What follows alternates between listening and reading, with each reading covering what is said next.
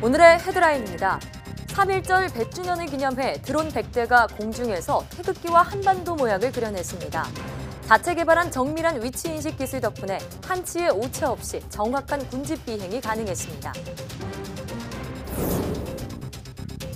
지난 2011년을 끝으로 운행하지 않았던 미국의 우주왕복선 프로젝트가 다음 달 부활합니다. 과거 예산 삭감 등으로 중단됐던 이 프로젝트는 미 항공우주국 나사가 아닌 민간 우주기업 스페이스X의 주도로 이뤄집니다. 성장이 더뎌진 전 세계 스마트폰 시장에 새로운 바람이 불고 있습니다. 바로 접었다 펼 수 있는 폴더블 폰이 그 주인공인데요. 오늘 과학본색에서는 삼성전자와 중국 화웨이가 공개한 폴더블 폰에 대해 자세히 알아봅니다.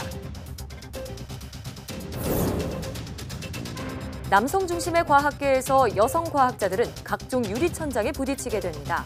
다양한 과학문화 활동과 장학금 지원 등을 통해 여성 과학자를 지원하는 이진주 대표를 주민피플 시간에 만나봅니다.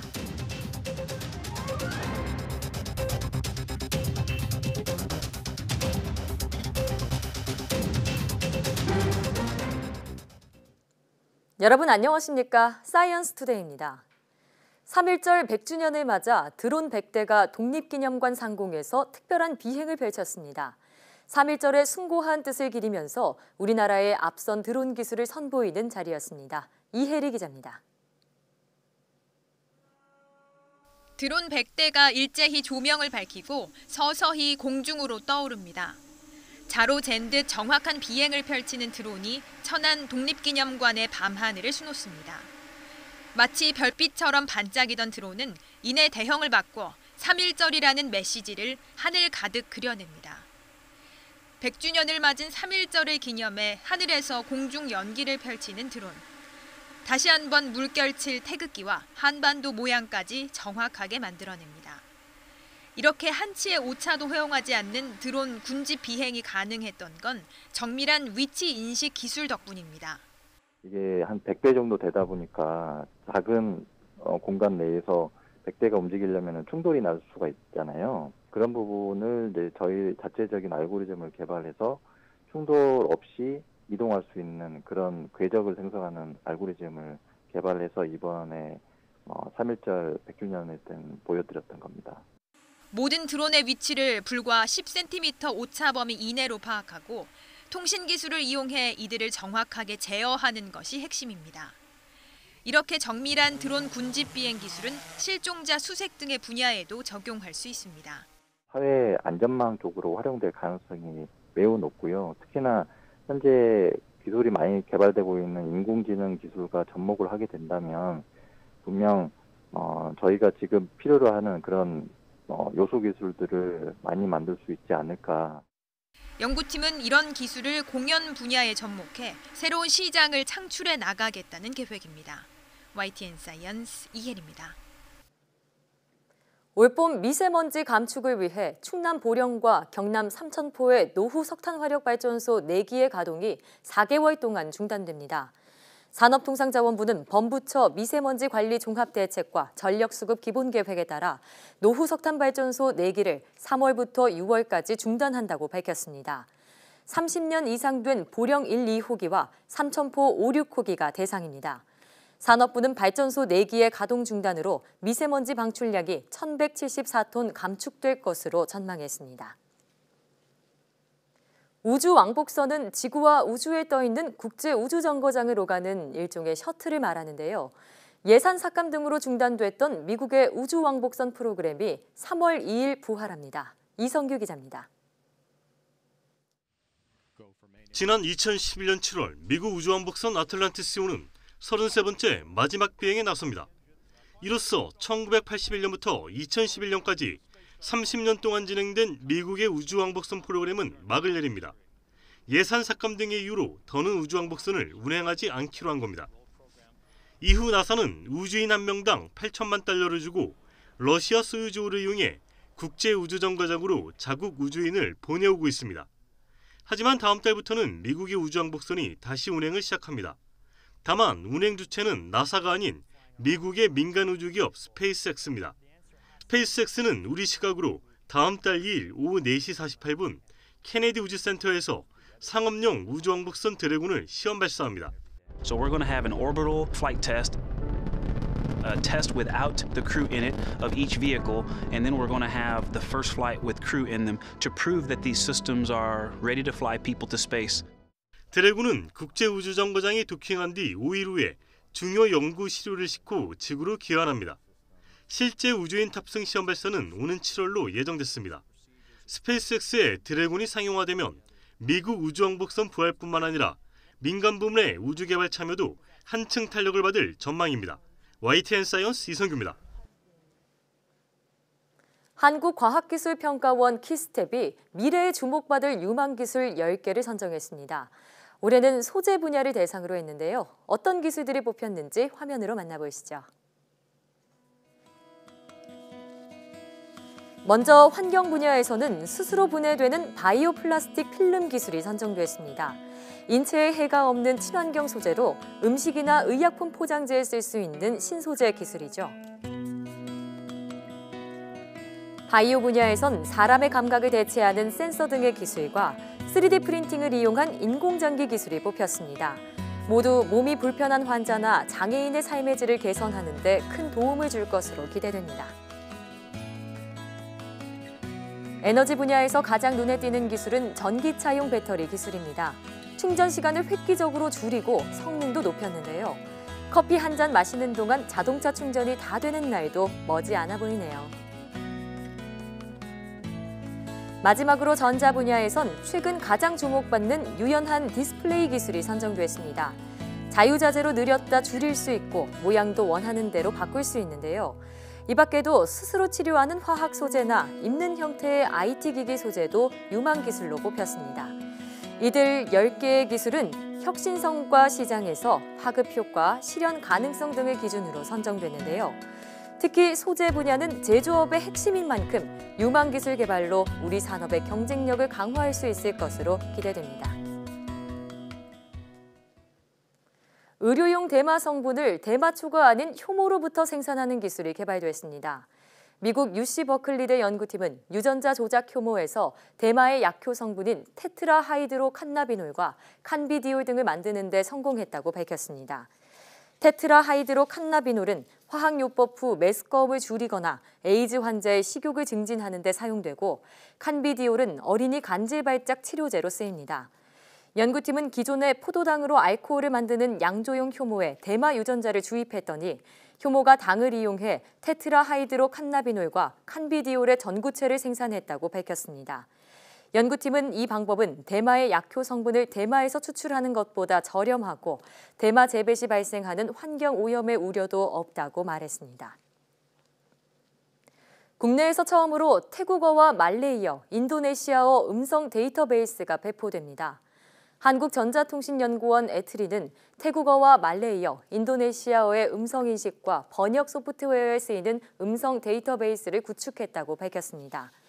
연구진은 데이터베이스를 구축하는 데 2만 5천여 명의 언어 자료를 활용했다며 외부 감리업체의 측정 결과 정확도가 99% 이상이었다고 설명했습니다.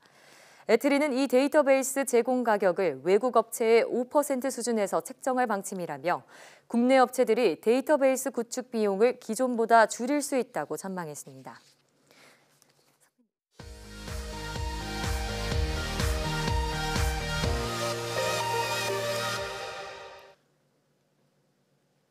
화제의 뉴스를 골라 과학 기자의 시선으로 분석하는 과학 본색 시간입니다. 스튜디오에 이혜리 기자 나와 있습니다. 어서 오세요. 안녕하세요. 네, 오늘은 어떤 이야기로 시작해 볼까요? 네, 오늘은 스페인 바르셀로나에서 열린 모바일 월드 콩글레스에서 가장 좀 주목을 받은 제품에 대해서 이야기해 보도록 하겠습니다. 예, MWC는 차세대 이동통신 기술들의 각축장이라고 하죠.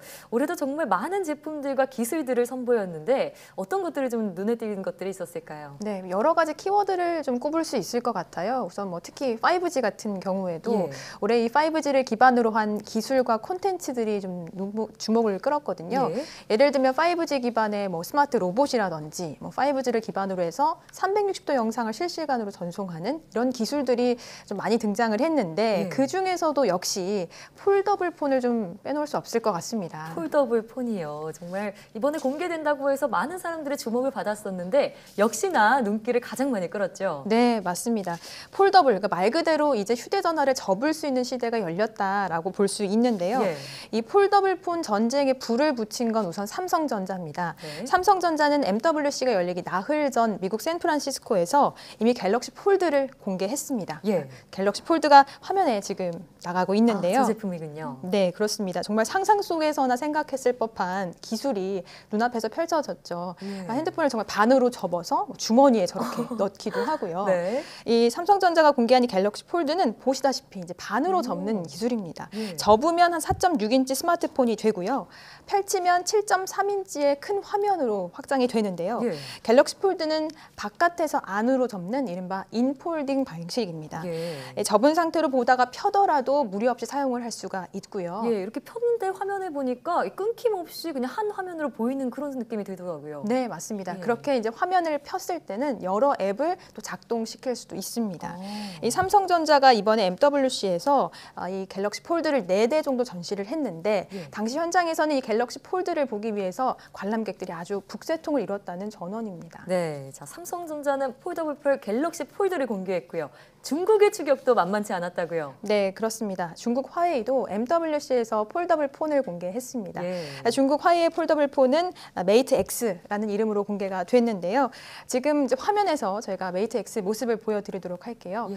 네, 저게 바로 이 중국 화웨이의 폴더블 폰 제품입니다. 폈을 땐 좀 비슷해 보이네요. 네, 맞습니다. 접었을 때는 6.6인치, 펼쳤을 때는 8인치 정도의 크기고요. 예. 갤럭시 폴드보다는 조금 더 큰 사이즈다라고 할 수 있겠습니다. 그렇군요.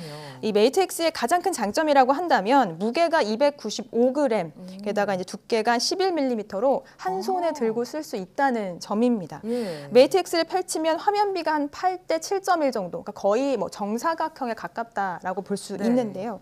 저희가 삼성전자의 갤럭시 폴드와 메이트 X를 비교하는 그래픽을 준비해 봤습니다. 예. 화면 좀 보시면서 자세히 비교해 드리도록 하겠습니다.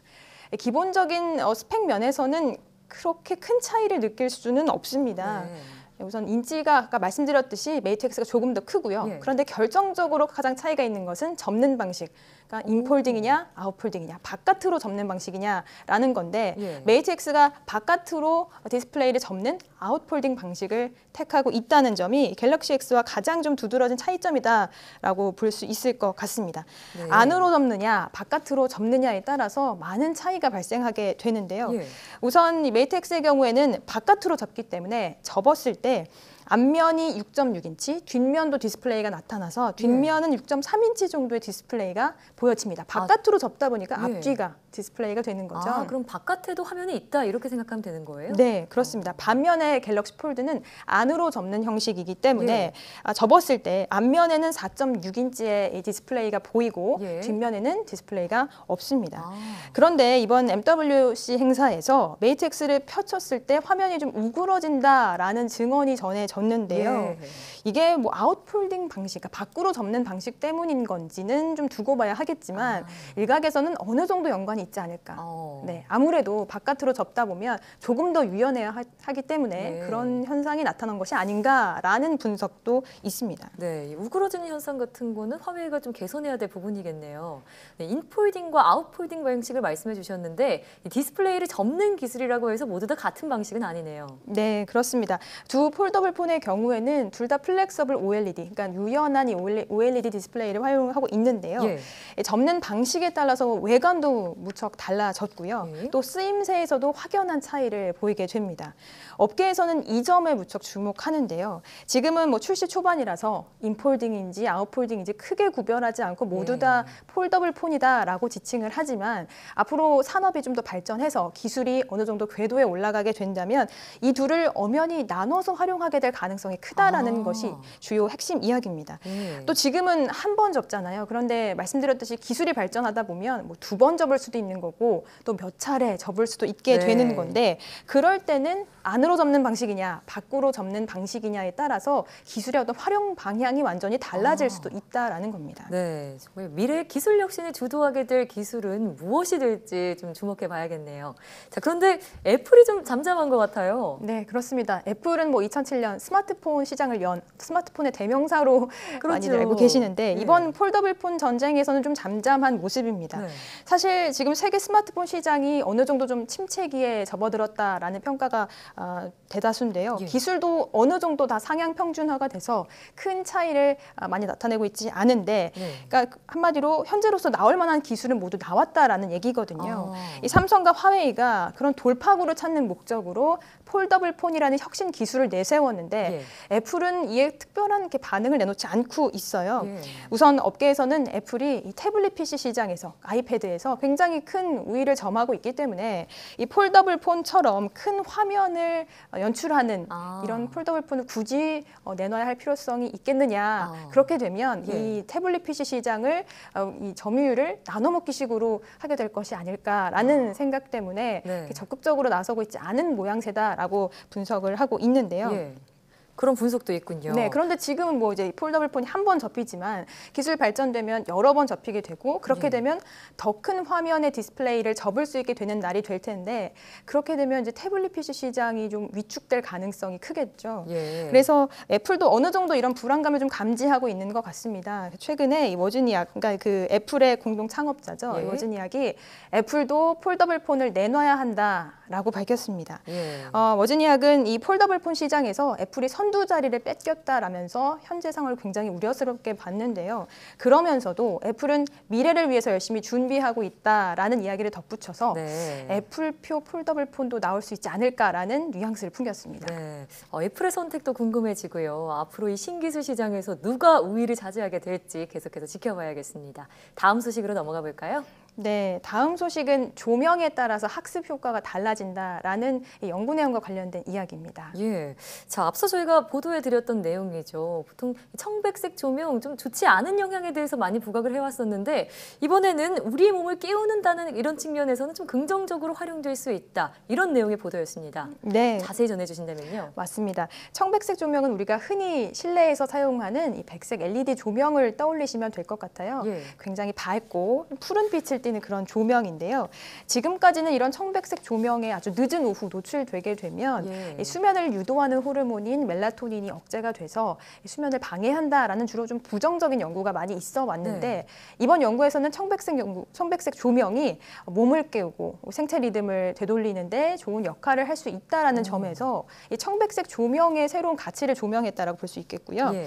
잠을 깨우고 뭔가에 집중을 해야 할 때 그야말로 청백색 조명을 사용을 하면 그만큼의 학습 효과를 누릴 수 있다라는 것이 핵심입니다. 그런데 또 하나는 이 연구팀이 청백색 조명 외에도 노란색 조명을 사용을 했을 때 또 다른 학습 효과를 누릴 수 있다라는 이야기를 했거든요. 네, 사실 노란빛의 조명은 좀 따뜻한 느낌을 주잖아요. 그래서 주로 예쁜 카페나 이런 특별하게 꾸민 공간에서 주로 활용하는 것 같은데 이게 학습 효과에 어떤 영향을 주나요? 네, 단순히 뭐 이렇게 집중해서 공부를 하는 것이 아니라 토론을 한다거나 뭐 학생들끼리 조별 활동을 할 때 어떤 교감이 필요할 때는 이 노란 조명이 효과가 있다라는 겁니다.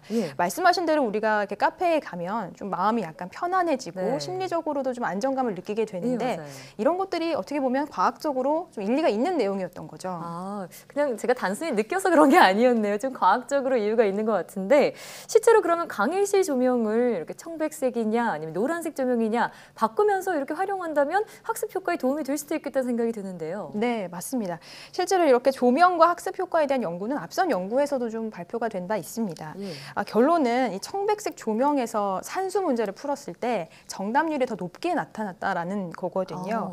말씀하신 대로 뭐 과학이나 수학 뭐 이런 과목을 할 때는 청백색 조명에서 공부를 하도록 하고 토론이나 이런 뭐 조별 활동 이럴 때는 노란 조명을 사용을 한다면 독특한 이 학습 효과를 누릴 수도 있다라는 거겠죠. 재밌는 거는 이런 연구 결과가 인류가 오랫동안 일단 낮에는 일을 하고 노을이 졌을 때는 휴식을 취하는 아주 오랜 관습에서 비롯됐다라는 분석입니다. 예. 또 이번 연구에서 좀 재밌는 포인트 중에 하나는 이 논문이 국제학술지 이제 사이언티픽 리포트에 실렸거든요. 예. 그런데 산업디자인학과 연구진이 이렇게 순수 과학 논문에 논문을 게재했다라는 것도 상당히 이례적인 일이라고 볼 수 있겠죠. 네. 요즘 뭐 협업, 콜라보 이런 얘기 많이 하고 특히나 과학에서도 이런 협업이 많이 일어나야 된다라는 이야기가 있는데 이번 사례가 좋은 협업의 좀 일례로 남지 않을까라는 생각도 듭니다. 네, 연구 결과뿐만이 아니라 그 과정까지도 주목받게 된 그런 연구였는데 어렸을 때 제 방에 청백색 조명이 있었다면 수학을 좀 더 잘하지 않았을까 아쉬움도 좀 드네요. 오늘 말씀 잘 들었습니다.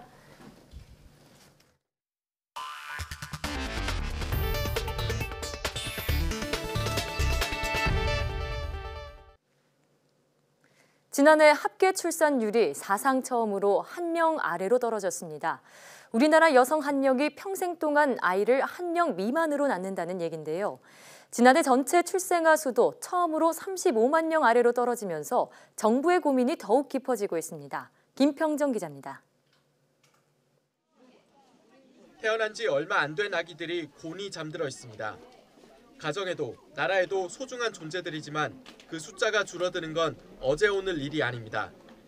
초산 연령 자체가 올라가다 보니까 난임 시술을 해서 임신을 하는 부부들이 더 많아진 것 같고요. 아무래도 힘들게 임신을 하다 보니 둘째까지 또 난임 시술을 하거나 그런 거에 대해서 엄두를 못 내는. 지난해 전체 출생아 수는 32만 6,900명. 여성 1명이 평생 낳을 것으로 예상하는 합계 출산율은 0.98명이었습니다. 둘 다 역대 최저치이고 특히 합계 출산율은 사상 처음으로 1명 아래로 떨어졌습니다. 인구 유지를 위해 필요한 최소한의 합계 출산율인 2.1명의 절반에도 못 미치는 수치입니다. 더욱이 분기별로 따졌을 때 연말로 갈수록 출산율이 더 떨어졌기 때문에 앞으로도 하락세가 지속할 가능성이 큰 상황입니다. 원래 우리나라 인구가 감소로 전환되는 시기는 오는 2028년으로 예상됐는데 이는 합계 출산율 1.12명을 기준으로 추산한 거라 인구 감소 시점이 불과 5년 뒤인 2024년으로 앞당겨질 거란 전망도 나옵니다. 인구가 이제 향후 1세대, 2세대, 30년, 60년 이후에 지났을 때 인구 감소의 속도가 굉장히 빨라질 수 있다라는 것을. 특히 20대 후반의 출산율이 10년 사이 절반으로 뚝 떨어진 걸 보면 젊은 층이 일자리와 주거 문제 등으로 아기를 낳지 않는 현실이 더 확산하는 것을 알 수 있습니다. 정부 역시 이 점에 주목하고 출산율 상승에 급급하기보다 삶의 질과 성평등을 보장하는 방향으로 정책을 전환하기로 했습니다. 또 한 해 출생아 수를 30만 명 이상은 유지하도록 역량을 집중할 방침입니다. YTN 김평정입니다. 기업이 기술을 마음껏 펼치도록 규제를 풀어주는 규제 샌드박스 대상 사업 5개가 추가로 선정됐습니다.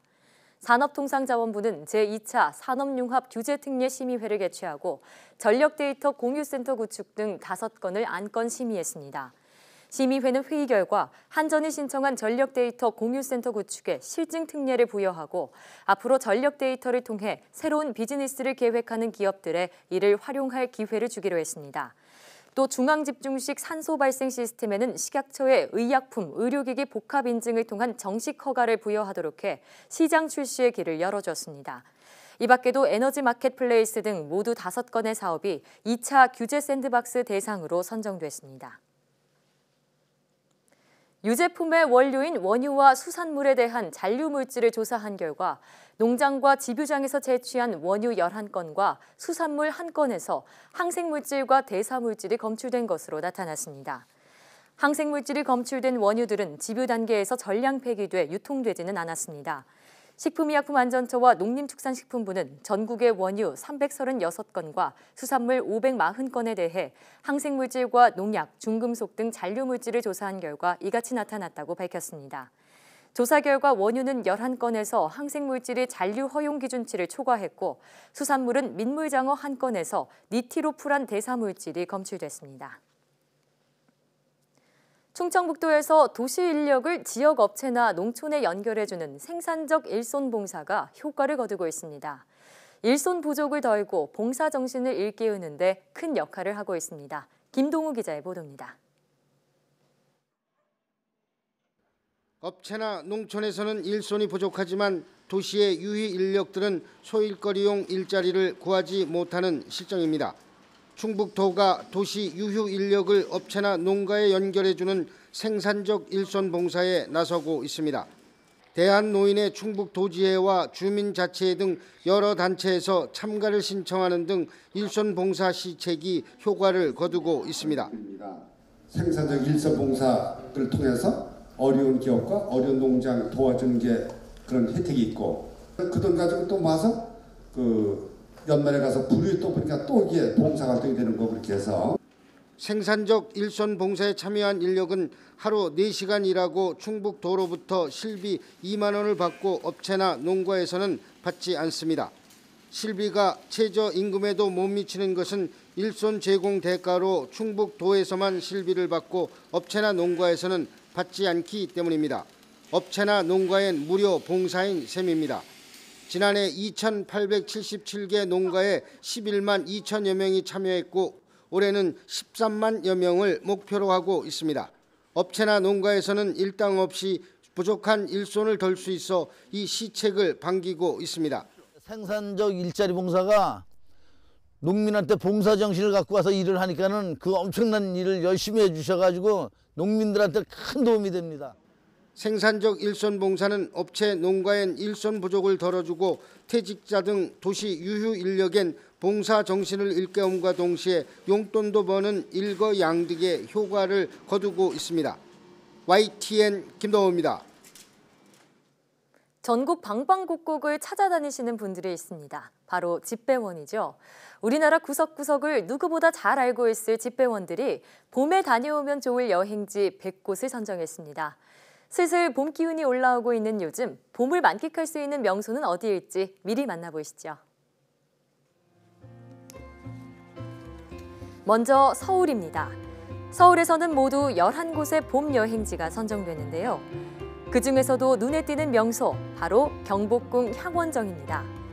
육각형의 정자인 향원정과 연못 위 구름다리 취향교가 봄의 정취와 어우러지면서 한 폭의 그림과 같은 모습을 연출한다고 합니다. 다음은 13곳의 여행 명소를 지닌 강원도로 가볼까요? 강원도에선 삼척 맹방 유채꽃 축제가 13곳 가운데 하나로 이름을 올렸습니다. 쪽빛 동해바다와 어우러진 노란 유채꽃, 정말 장관이겠네요. 충청도에선 무심천 벚꽃길이 꼽혔습니다. 천변에 따라 흐드러지게 핀 벚꽃을 바라보면 절로 콧노래가 나올 것 같은데요. 경남 양산의 원동 매화마을도 빼놓을 수 없습니다. 봄의 전령사 매화가 곱게 핀 원동마을은 가족들과 함께 다녀오기에 안성맞춤이라고 하고요. 이 밖에도 개나리가 만발하는 목표 유달산과 보기만 해도 마음이 탁 트이는 제주 가파도의 청보리도 상춘객의 마음을 사로잡기에 충분할 것 같습니다. 자세히 보아야 예쁘다라는 시 문구가 있죠. 국내엔 이처럼 우리가 미처 몰랐던 숨겨진 명소가 참 많은데요. 올봄에는 바쁜 일상에서 잠시 벗어나 봄을 즐기는 시간을 가져보시는 것도 좋을 것 같습니다. 자세한 내용은 우체국과 여행 앱을 통해 무료로 확인하실 수 있습니다.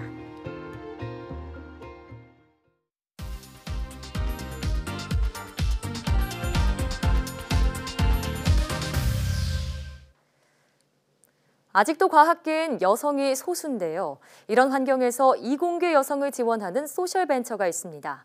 오늘 주민피플에서는 소셜벤처 걸스로봇의 이진주 대표와 함께합니다. 어서 오세요. 네, 안녕하세요. 네, 반갑습니다. 네, 초대 감사합니다. 네, 자, 걸스로봇을 창업하셔서 여기 대표로 계시다고 들었는데요. 이름만 들었을 때는 로봇을 연구하는 여성 과학자들의 모임 같아요. 어떤 기관인가요? 네, 맞습니다. 출발은 그렇게 로봇 하는 여자들의 네트워크로 시작을 했고요. 지금은 이공계 전 분야로 확장이 됐습니다. 그래서 과학기술계에 있는 소수자인 여성과 성소수자를 지지하고 지원하는 단체입니다. 네, 그래서 저희의 모토는 대중의 과학, 그리고 여성의 과학, 퀴어의 과학 이렇게 세 가지를 내세우고 있고요. 그리고 이공계에 계시는 여러분들을 두루 만나 뵙습니다. 저처럼 이렇게 이공계 출신이 아닌 사람도 이쪽에서 활동하는 분들이 많거든요. 그래서 그런 분들까지 대학 교수님부터 뭐 여대생이라든가 그래서 다 만나고 뭐 모든 것들을 하죠. 파티도 하고 학술 활동도 하고 네, 장학 장학금도 드리고요. 네. 그렇군요. 과학기술계 여성과 성소수자를 지원한다고 하셨는데 구체적으로 어떤 지원 활동을 하고 계신가요? 예를 들어서 제일 집중하고 있는 것은 장학사업인데요. 장학사업과 그리고 네트워크 확장인데 이쪽 분야에 계시는 분들은 워낙 소수입니다. 그래서 유입 경로가 굉장히 좁아요. 그 어릴 때부터 소녀들한테는 왜 인형을 주고 로봇은 소년들에게 주고 이런 식으로 가이드가 되다 보니까 처음부터 친숙하지 않은데 그래서 애초에 유입이 굉장히 적은데 그분들이 막상 들어가서도 활동하기가 쉽지가 않습니다. 그리고 실력을 증명하려고 하거든요. 그래서 실력을 증명할 수 있게 제가 뭔가 학술 활동을 해외 학회가 있다 하면 장학금이나 그 연구비를 들여서 투입을 해서 출전을 하실 수 있게 해드리고 그리고 다녀와서는 리포트를 써서 다른 여성들과 또 나눌 수 있게 하는 쪽에 굉장히 집중하고 있습니다. 네, 그러니까 로봇만이 아니라 뭐 공학 전체를 다루는 그런 단체다 이렇게 볼 수 있을 것 같은데요. 그렇죠. 공학만이 아니고 또 자연과학까지. 천문학, 수학, 물리학 하시는 여성도 많고요. 자, 그럼 이 걸스 로봇 왜 창업을 하게 되셨나요? 글쎄요, 제가 알았으면 창업을 못했을 것 같아요. 이렇게 사업을 한다는 게 무겁고 무서운 일이다 이런 걸 모르고 그냥 제가 둘째를 낳으면서 경력 단절을 좀 세게 겪었습니다. 겪고 나니까 이게 어떤 한 개인의 잘남 이것만으로 해결할 수 있는 문제가 아니더라고요. 그래서 기왕이면 가장 낙후되어 있는 어떤 분야에 가장 첨단이면서도 사실상 여성들의 활약은 굉장히 비중이 낮거든요. 이공계는. 그래서 그런 쪽에서 가장 임팩트 있게 여성들을 발굴하고 뭉쳐지게 해서 그분들이 활약하는 걸 좀 보여드리고 제가 대리만족도 하고 싶은 거예요. 그리고 사회적으로 어떤 그 울림을 주고 싶었던 거죠. 그래서 가장 효과적으로 가장 한정된 자원을 쓰기 위해서 그렇게 들어갔습니다. 자, 그러면 이렇게 걸스 로봇 활동을 하시면서 정말 많은 여성 과학자나 이공계 학생들을 만나셨을 것 같은데 특별히 기억에 남는 에피소드가 있다면 소개해 주시죠. 네, 지난해 일인데요. 지난해 전미과학진흥협회라고 트리플 AS라는 단체가 있습니다. 네, A 3개 쓰고 S 있는데요.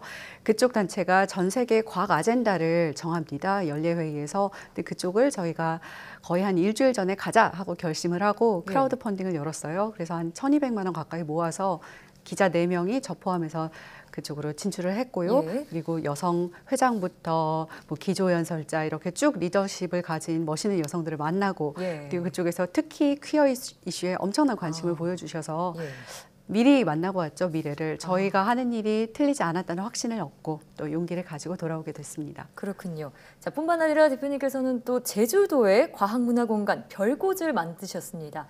일단 이 이름이 참 특이해서 이름에 대한 얘기도 잠깐 들어보고 싶고요. 또 여기선 주로 어떤 일을 하시나요? 네, 별고지란 이름 굉장히 예쁜데요. 좀 고전적이기도 하고 별의 숲이라는 뜻이에요. 저희 제주 옆에 곶자왈 들어보셨죠? 네, 바로 곶자왈 옆입니다. 그런 그 굉장히 나무들이 우글우글한 그런 우거진 숲을 곶자왈이라고 하는데, 네, 맞습니다. 그 옆에 있기도 하고 천문대가 있기도 하고, 그래서 이쪽에 온 아이들은 별을 보면서 스카이캐슬의 아이들과는 조금 다른 꿈을 꾸었으면 하는 그런 바람으로 이름을 지었어요. 그래서 별 같은 사람들을 만나고 그런 사람들을 키워내는 공간이란 뜻입니다. 구체적으로 그럼 어떤 활동을 하고 계신 건가요? 아이들이 오는 건가요? 그렇죠. 주 타겟은 아이들인데 그 부모들도 엄마, 아빠 다 상관없이 모든 연령대에 모든 그 남성, 여성을 가리지 않고 또 남성, 여성이나 그런 성별로서 구분되지 않는 굉장히 다양한 친구들이 있어요, 요새는. 모두가 와서 과학이라는 것이 어떤 것인지 그리고 과학적인 팩트에 기반한 젠더 교육, 시민 교육도 같이 받고 있습니다. 그렇군요. 그러니까 누구나 즐길 수 있는 그런 과학 문화 공간이다 이렇게 볼 수 있겠네요. 자, 그런데 사실 제가 듣기로는 원래 공학을 전공하셨는데 국어 교육으로 전공을 바꾸셨다고 들었습니다.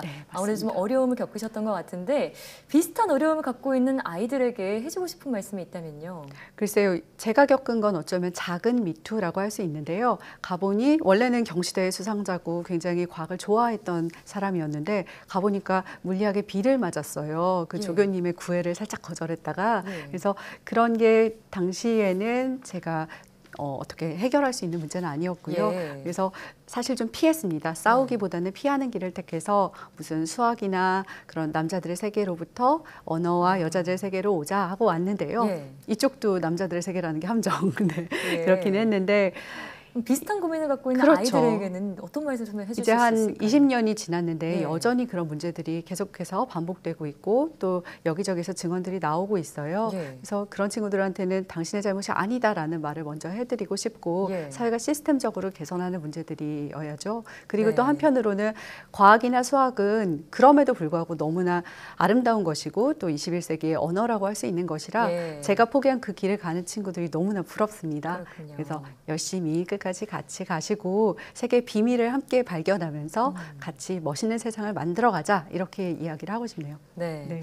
자, 지금 정말 제주와 서울을 오가면서 바쁘게 지내고 계시다고 들었는데 앞으로의 도전 짧게 한 말씀 들어볼 수 있을까요? 글쎄요, 작가로서는 넷플릭스에 팔 수 있는 SF 소설을 쓰는 것이 꿈이고요. 예. 네, 그리고 사회운동가나 기획가로서는 계속해서 숨어있는 멋있는 여성들 또한 여성만이 아니라 세계에서 각지에서 활약하고 있는 한국인 그 과학기술인들을 좀 발굴해서 소개하고 싶고요. 그렇게 해서 우리 아이들이 꿈을 가질 수 있도록. 예. 네, 그리고 또 한편으로는 글쎄 스타무스라는 멋있는 행사가 있어요. 예. 그 행사는 퀸의 브라이언 메이가 만든 천문학과 예술이 결합된 행사인데요. 예. 그런 종류의 멋있는 행사를 저희 가장 낙후된 지역인 제주에서 한번 열어보고 싶습니다. 네, 앞으로의 행보도 응원하겠습니다. 네, 고맙습니다. 네. 자, 지금까지 이진주 대표 모시고 함께 말씀 들어봤습니다. 오늘 말씀 고맙습니다. 고맙습니다.